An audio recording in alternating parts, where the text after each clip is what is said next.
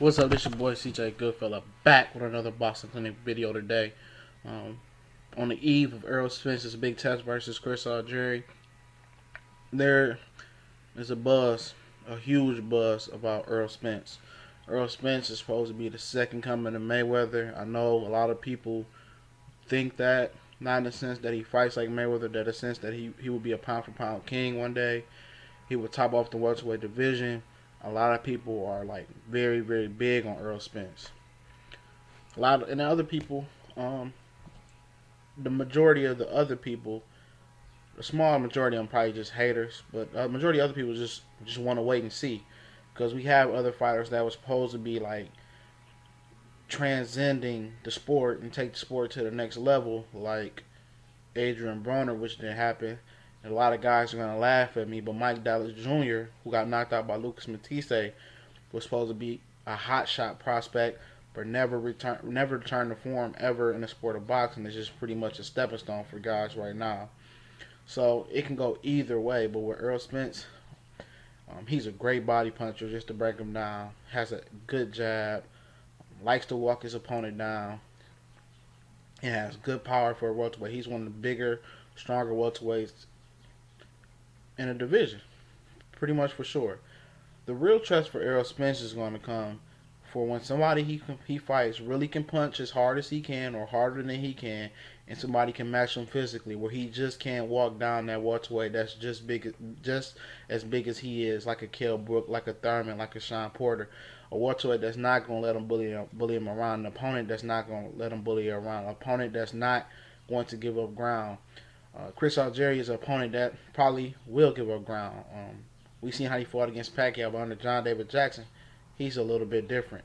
He's more of aggressive, but he gets aggressive with Errol Spence. I think it's going to be an excellent fight.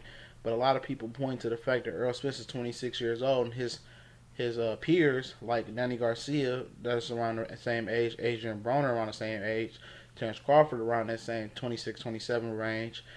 They say, why is Errol Spence just not coming into his own, just not fighting a step up fighting Chris Algieri, where Errol Spence actually turned pro in 2012. Adrian Broner and Terence Crawford, I'm for sure, turned pro in 2008. So pretty much that's a 4-year difference. So probably Errol Spence wanted to compete in the Olympics, so you can't really hold that against him. He's right around that 20 fight threshold. He's right about where Broner and Terence Crawford really stepped up, a little bit ahead of where they are when they finally stepped up. So Errol Spence is definitely a big talent, but I'm really pumping my brakes on him because I really thought that Adrian Broner was actually something special. Even though he had glimpses of mediocrity versus in the Ponce de Leon fight, but I still thought he was something special. But he turned out not to be that special one, and thus we're hoping Errol Spence can fill those shoes. Errol Spence is talking in the same breath as Terence Crawford, Keith Thurman, Errol Spence, Sean Porter. A lot of those guys are really trying to find their way, just like Errol Spence, and Errol Spence has plenty of time to catch up with those guys. As long as he has a good showing versus Chris Algieri, I think he needs a stoppage. But this is not Algieri prediction show. I think Errol Spence is going to show out well. I think he could compete with the other guys at 147.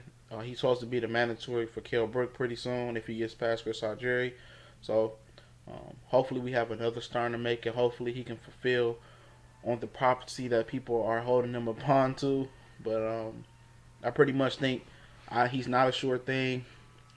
But I think the true test is when he starts fighting guys his same size that can match his physicality. And pretty much we'll know from there. I think if him and Kell Brook, if Kell Brook grow the balls to fight him, that'll be an excellent fight. And for him, it could be a transcendent fight. He can make a lot of fans go over to England and just doing his thing. So shout out, this your boy CJ Goodfella. Subscribe, like, comment, share, like us on Facebook at the THA Boxing Clinic.